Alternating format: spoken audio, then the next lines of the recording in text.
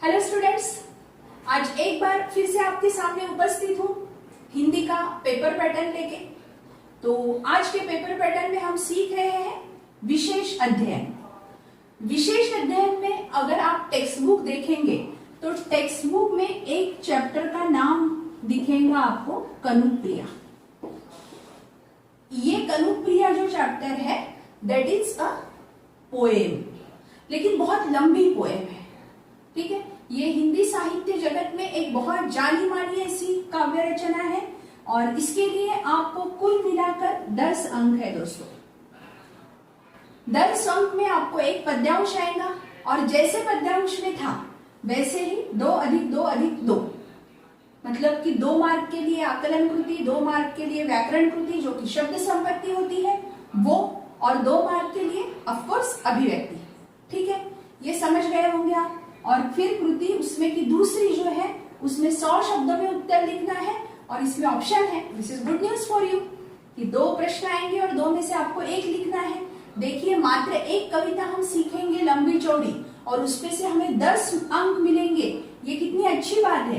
तो ऐसे कुल मिलाकर विशेष अध्ययन के लिए कनुप्रिया, ये अध्ययन के लिए 10 अंक है। तो ध्यान में रखिए, पद्यांश इज इक्वल टू 6 और 100 शब्दों में उत्तर इज इक्वल टू 4। तो आप समझ गए होंगे। चलिए अब चलते हैं हमारा नेक्स्ट जो विभाग है उसकी तरफ।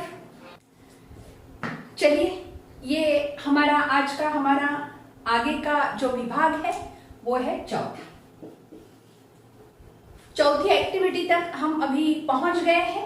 तो चौथी एक्टिविटी हमारी जो है उसमें है व्यावहारिक हिंदी। अब व्यावहारिक हिंदी में आप अगर हिंदी के टेक्स्ट बुक हाथ में लेंगे तो आपको क्या क्या दिखाई देगा।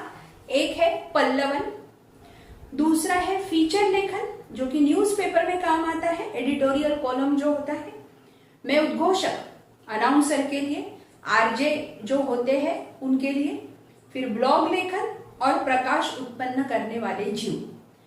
लेकिन बेटा सबसे इजी बात हिंदी वालों के लिए यही है। कितने टॉपिक्स हो गए कुल मिलाकर हमारे? 5। अब देखते हैं कि what a wonderful pattern, what a wonderful writing skill, व्यावहारिक हिंदी का जो हमारा सेक्शन है वो कितना सुंदर है वो देखते हैं। अब इसमें देखिए आपको दिख रहा है प्रश्न चौथा अ। अब ये प्रश्न चौथे अ में क्या है, मुझे लगता है कैमरा थोड़ा सा इधर उधर भाग रहा है, मैं जरा बराबर कर लेती हूँ इसको। अभी ठीक हो गया है। तो इसमें क्या है अभी कि ब्लॉग लेखन नाम का एक चैप्टर है आपको। तो यहाँ पे आपको प्रश्न चौथे में ब्लॉग लेखन करना है। मतलब कि ऐसा हो सकता है कि दोस्ती इस विषय पर लिखिए या फिर जीना इसी का नाम इस पर लिखिए। तो ये जो है ये ब्लॉग लेखन आपको करना है, लेकिन उसके लिए आपके पास ऑप्शन है गद्यांश। एक गद्यांश आएगा। वो गद्यांश कहां से होगा? ये जो मैंने 5 चैप्टर्स बताया ना बेटा, इसमें से गद्यांश आएगा। अब उसमें ब्लॉग लेखन को कितने मार्क्स है? 6। तो इसे भी आपको 6। तो मैं अगर रही तो मैं तो यही चुनूंगी गद्यांश, क्योंकि इसमें ये 2 मार्क और ये 2 मार्क का तो ऑब्जेक्टिव है ना बेटा, और उसके आंसर वहीं पे है पेपर में दिए हुए। ब्लॉग लेखन it is as good as essay, है ना, this is as good as essay. तो ये 2 और 2 मार्क का है। 2 मार्क की आकलन कृति और 2 मार्क का शब्द संपत्ति रहेगा और 2 मार्क का जैसे हमेशा रहती है वैसे अभिव्यक्ति रहेगी। अब और भी इजी हो गया। देखो, अब तक गद्य और पद्य में हमको क्या हुआ, 100 शब्दों में उत्तर कंपलसरी था। यहाँ पे भी 100 शब्दों में उत्तर लिखना है आपको, 2 में से 1, लेकिन दैट इज नॉट कंपलसरी। उसके लिए एक सीधा साधा हमारा क्वेश्चन है कि विकल्प चुनकर लिखिए, इट कैरीज 4 मार्क्स। विकल्प चुनकर लिखिए मतलब कैसा कि मैं स्कूल नहीं गया था क्योंकि, एक विकल्प बारिश आ रही थी, विकल्प 2 मेरे यहाँ मेहमान आए थे, विकल्प 3 मैं बाहर गांव गया था। इसमें से एक विकल्प आपको चुनना है। ऐसे 4 सेंटेंसेस जो है वो 4 सेंटेंसेस आपको आएंगे, उसके लिए 4 मार्क्स है।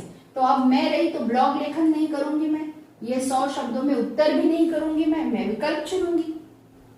उसके बाद है फिर अपठित, अनसीन पैसेज। अब पैसेज का पैटर्न जैसा पैसेज का और पोएट्री का है वैसा ही पैटर्न है। इसमें 2 और 2 और 2 इतने हैं, 2 आकलन कृति, 2 शब्द संपत्ति और 2 अभिव्यक्ति। इसके लिए मार्क्स है। और ई क्वेश्चन कितना अच्छा है, पारिभाषिक शब्द जो कि आपके इसमें पन्ना क्रमांक 109 और 110 में दिए हुए हैं। 109 और 110 में पारिभाषिक शब्द दिए हुए हैं।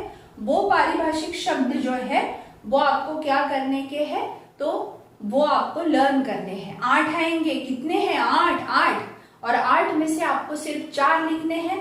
और इस प्रकार से गद्यांश आएगा। पैसेज, ये पैसेज को 6 मार्क है। फिर 100 शब्दों में उत्तर लिखिए या विकल्प चुनिए, इसमें 4 मार्क्स है। अपठित को 6 मार्क्स है और पारिभाषिक शब्द को 4 मार्क्स है और 10 मार्क है। देखिए कितने खुश हो गए आप। ये इतना इजी पेपर पैटर्न है, सिर्फ हमें मेहनत करनी है और वो मेहनत आप चाहे तो नवंबर तक आपकी खत्म हो सकती है। तो मैं और आप मिलकर मेहनत करने के लिए बिल्कुल तैयार है। सो अभी नेक्स्ट सेशन क्या है हमारा वो देखते हैं हम लोग। अब हम हमारे अंतिम भाग की तरफ आ गए हैं। Section, last section, last and final, व्याकरण। हमेशा लैंग्वेजेस के वक्त हमें लगता है कि यार ग्रामर और राइटिंग स्किल में क्या होगा। अभी राइटिंग स्किल का तो जो डर है आपका वो निकल गया है, जो फोबिया था। अभी व्याकरण, तो व्याकरण में पहली जो कृति है उसमें काल परिवर्तन है। वो 4 सेंटेंसेस आएंगे और उसमें से आपको 2 करने हैं। It carries 2 marks. अलंकार पहचानिए, 4 आपको कुछ पोएट्री की लाइन दी हुई रहेंगी, उसमें से अलंकार पहचानना है आपको। वो भी 4 में से 2 गुण है, उसको 2 अंक है।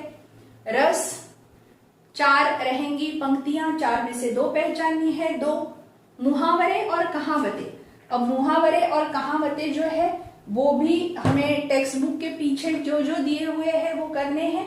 तो उसमें आपको करने हैं 2, मतलब आधा अंक जो है वो अर्थ लिखने के लिए और आधा वाक्य लिखने के लिए। ऐसे कितने सेंटेंस करने हैं आपको, 2, और उसके लिए भी 2 अंक है।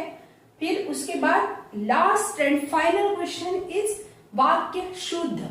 अब वाक्य शुद्ध के लिए है 4 वाक्य दिए हैं, वो आपको उसमें से 2 करने हैं। जहां गलती है वहां सुधारनी है और उसके नीचे अंडरलाइन करनी है, तो उसके लिए भी 2 अंक है।